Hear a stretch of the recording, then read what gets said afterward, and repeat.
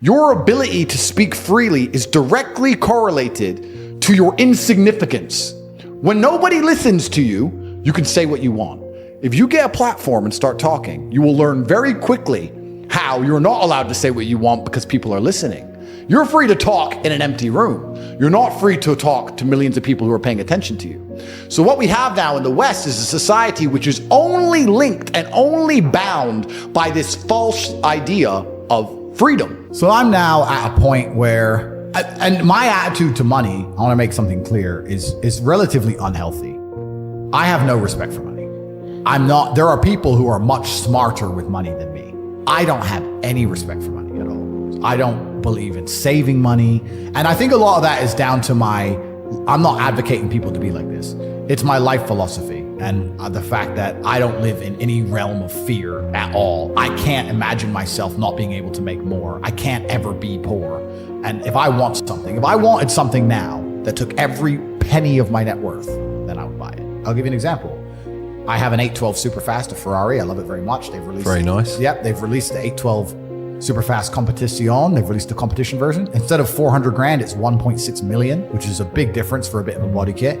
And I want one in Europe and I want one in Dubai, so I bought two. So I bought $3.2 million of Ferraris. Should I have done that? Well, yeah, I can. But my point is I'm happy to just spend money. Don't give a shit, right? But that's down to my faith in myself. So when you're asking how much of my income is disposable, in my mind, all of it. I don't give a shit. I have a lot of money left because I can't possibly spend it, but I'm happy to spend all my money. What really matters are the systems you build, the robust systems. If you have a robust system that's guaranteed to pay you $50,000 a day, and it always will, and you have faith in it, and you're working hard and you're on top of it, and it's gonna pay you at 9 a.m. every morning 50 grand, you could spend 50 grand a day if you wanted to. You know, you may not want to, but you could. So for me, all of my money is disposable. I don't have a clue how much money I have. When I was broke, I knew exactly how much money I had. I had 117 pounds in the NatWest, and that was it. I'm poor, rent's paid, I ain't got nothing else. When I was broke, I knew exactly how much I had. But now I'm at a point where it gets really difficult to truly measure how much money I have, because you have cash, okay, that's easy. I have some crypto, which is constantly fluctuating. And then you have assets, and the price of the assets is constantly fluctuating. And then I have companies and income streams, which need to be valued. And how do you value them, right? They can be an 8 times multiplier in some circumstances, and others they'll be a 10 times multiplier. Yeah. So it's really difficult for me to put a value on it. If you were to say to me, how much money do I have in the bank? But then even then, because I've got to be careful what I say on this podcast. But even then, once you have a healthy respect for money, once you get past a certain amount of money, you don't need it in the bank. Like there's no point in me having 50M liquid in the bank. Why? Well, what am I going to buy? You know, you're like, as long as you have whatever you have in the bank to run around the world with, you have enough. So you try and put that money to use, right? You buy assets, XYZ. So it's really difficult. Most people don't deserve to be proud of themselves. Yeah. And that's the truth. A lot of people say, oh, you know, I have confidence issues. And I say, if I was you, I would have confidence issues. Of course. I completely understand why you have confidence issues. You're a dork. But we have to be realistic here. We have to be absolutely and utterly realistic, because the world is brutal and it's harsh. If you're not proud of yourself, you probably don't deserve to be proud of yourself, so you're not going to feel happy. And you just talked about confidence. Confidence comes from competence. The reason I'm confident is because I'm good at everything. Right. I'm good at everything I do. The things I'm not good at, I'm not confident in, of course, and I know what they are. I don't do them very often. I've now created my reality to the point where I don't do anything I'm not good at. You just hire. I either hire or I just don't want to do it. Like I don't play darts. Yeah. I'm not good at darts, right? I do what I'm good at. Yeah. So yeah, I'm absolutely and utterly confident because I'm absolutely and utterly competent, and that takes practice and discipline and motivation, and you need to fail a few times, you need to get up. And like I said earlier, when I learned my entire mindset in professional fighting and chess, the two combined, that's how it comes down to. And when people say, oh, I have confidence issues, usually I can look them up and down and say, yeah, if I was you, I would completely and utterly struggle with confidence issues. Because the world is competitive, and there's men like me on the planet and friends like mine on the planet, and you're competing against us for money, for girls, for status, for resource, and you're going to be destroyed and decimated the entire time. So of course you have confidence issues when you can be annihilated in real time by the competitor. Yeah. Why wouldn't you have confidence issues? You'd be psychopathic not to. I don't even know the story of the 4-minute mile, but when everyone was running, long distance running, everyone said a 4-minute mile was impossible. And everyone was attempting it, it was impossible. And then one guy did it one day, and after he did it, 10 people did it in like 3 weeks. Yeah. And it's like the belief.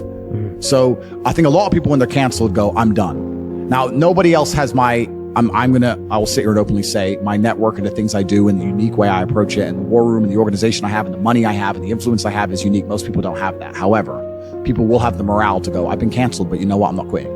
Doesn't matter. I'm not giving up. All right, just make a new account. Bang, back to work, back to work, back to work. And on a long enough scale, if enough people do that, there will be inertia and momentum behind it, which will make a shift in the universe. It will attack the matrix in real time. It's belief. I have a question. It's belief. You must believe. I believe in you. You must no, but you must believe. I Everyone fucking must believe in believe in you, bro. themselves.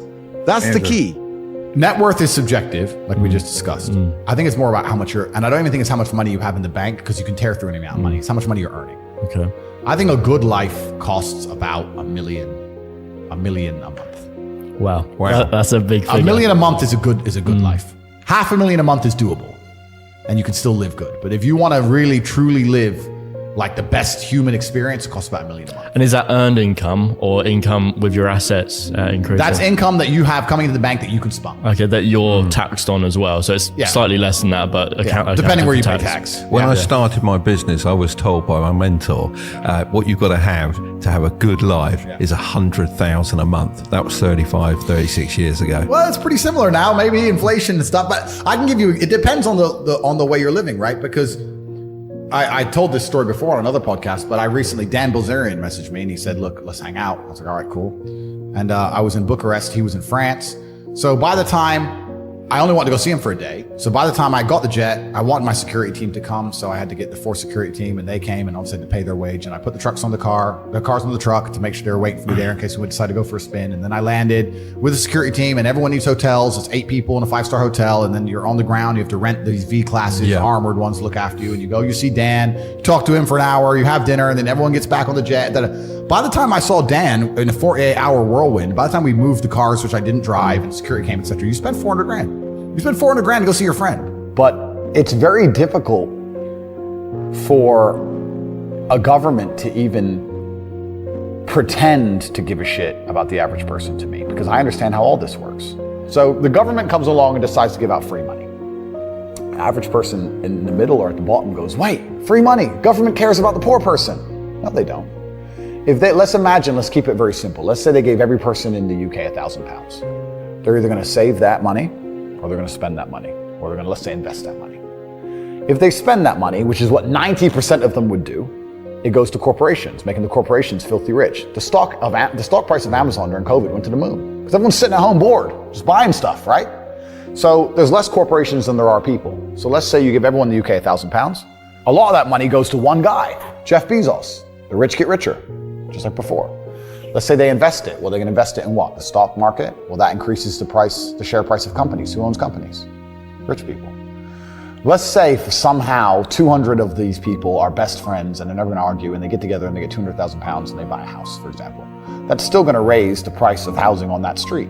The house owners, the homeowners are going to get richer. The people who already own things, the asset owners are always going to get richer. No matter what you do, the people who are poor are always going to get poorer and the asset owners are always going to get richer. Yeah. And it's running away now to a point where the chance of buying a home on the average salary is near on impossible. I mean, you know some hacks, you know some things about it, et cetera, et cetera. But I don't know how people are surviving on this money. I still very much understood any business I'm going to launch from now on out, I need to find a way to get attention. Not in a negative way, not in an attention-seeking way, but that's what advertising is. Yeah, how you do need to I get yourself out there? Yeah, how do I get attention in the world today, which is difficult? And then once I get that attention, how do I monetize it? Yeah. Because that's the world we now live in. Rihanna, when she launches a makeup brand, no one buys it because of the makeup. They buy it because it's Rihanna. She has attention. She can monetize it any way she chooses. Rihanna can launch a clothing brand, makeup, sofas. Who cares? It's Rihanna. Yeah. She's going to sell, right? So that proves that we now live in an economy. We live in a world where the most valuable currency, the most valuable thing that exists is attention. It's extremely difficult to get because people's attention spans are lower than ever. Yep. Especially Bro, they're non-existent. Have you ever watched someone on TikTok? Next time someone's on TikTok, watch them. Because I don't have a TikTok account myself, but I see people on it. How long do they give a video to interest them? Maybe a third of a second? They're like, not interested enough, move on. bro, that quick. If you don't get my attention in 0.25 seconds, I'm not interested, right? That's how hard it is now. So, and it's getting harder and harder because the apps and the algorithms are retraining our brains to do that. Yep. So now we live in a world where if you can find a way to hack these algorithms and you can find a way to get attention, and there's lots of different ways to do that, then you can find a way to monetize it. And off the back of that, you can become a very, very wealthy individual. Just do it all at once. I mean, that's what I do. I've had people come into my office and say, are you on a phone call and playing chess and reading a web page at the same time? I'm like, yes. I'll be reading what I need to read and on the phone and at the same time playing chess. Otherwise, my brain's not full enough. You need to be stimulated. Yeah. So, yeah, can I focus on one thing? Not easily. But am I massively successful doing enormous amounts of work? Yes, every single day. Yeah, so that's the most important thing. It's just staying within the parameters of constructive. If what you're doing with your energy is constructive and you're within those parameters, then you're going to be massively successful anyway. I am scared about the fact that someday someone's going to say, you know what, this guy's causing too much problems or he has too much influence. Can he just... Why would they do Can that he just already? crash his car? Can his jet just crash? Can we just get rid of this guy? Because it fixes a lot of issues. And then you have to sit and say, is my life worth more than the trouble I'm causing to these people? They don't give a shit about me. They don't give a shit about anybody. So you do get to a position where it's scary. And then you have to sit and decide, well, do I want to sell my soul to the devil and cuck? Or do I want to just shut up and disappear, which is also cucking? Or do you want to live for something? And do you want to die as a name as opposed to a number? People who are still dependent on the system will fight to defend the system. There are people who I will sit there and say to them, look, your university degree is a scam. They lied to you. I will show you how to make money. And their reply will be, no, I went to a good university. They are desperate. No, that degree means something. You work in Greg's, G. Doesn't mean any. Shut up. They won't accept it, right? So certain people are not ready for the truth. People who are ready for the truth seek it and they find it. Well, also, there's no light without dark, and there's no joy without pain. You can't have a rainbow without a little rain. Exactly. And no matter how hard you chase pleasure and happiness, there's going to be dips and troughs in between. There's going to be come downs and downtrends, and you're going to have the juxtaposition between that time you were laughing your head off and acting giddish like a child and the time that you feel depressed as such. And I think it's much better to just adopt a very disciplined, stoic mindset. I'm always the same base level of happy regardless. If I lost all of my money today, I would be the same happy. Mm-hmm. If my net worth quadrupled, I'd be the same happiness. Yeah. As long as I'm alive, which is a struggle, unfortunately, in the current climate, but as long as I'm alive and the people I care about and love are alive, and as long as God gives me the honor of doing my duties and providing for the people I care about, as long as I get to wake up and know that there's a whole bunch of people in the world who need me and I get to work hard to please them and do good for society and good for the world, Yeah. then I'm a vessel of God and I'm happy enough to survive. That's all I look at it as. I don't ever consider how do I feel. That doesn't cross my mind. I have things to do. A lot of the time, women get in the way. I've seen it a million times, bro. I've seen women get in the way of partnerships like that so many times. Because women don't like you having a strong masculine network because then you don't need them. They want you to need them. I'll help you. I'll be your partner. Bro, that's the biggest mistake. Don't even get me started. Biggest mistake you can make as a man is trying to start business with your wife or some shit. That's a headache. Why is that? Bro, I don't know who I'm going to offend or upset now, but this is how it goes. Because now you got two different battles. You got the relationship you're trying to be in control of, and I got to deal with the business as well. Now, it's different if you run the business and you hire her, and she does a little bit of admin. Cool, that's fine. But I'm talking about, let's say... 50-50 business partners. Yeah, let's say your chick goes, I want to open a beauty salon. And you pay for her to open a beauty salon. And now this beauty salon, you've put $1 million of your money in it. And it's not open on a Thursday. I'm like, why isn't it open on Thursdays? Oh, I had a headache. What do you mean you had a headache, bro? I just spent $1 million. Yeah, but Claire's sick and I have a headache. And now you got the relationship, it's all messed up. This bitch is lazy. She thought it'd be a Sex in the City episode where she just drinks lattes and makes money. And she realized she had to actually do shit. You know what I mean? And it's all getting messy there. Whereas when you're with your boys and let's say you invest $1 million in something, it's not open on Thursday, you can go to the house and say, what the f- wrong with you?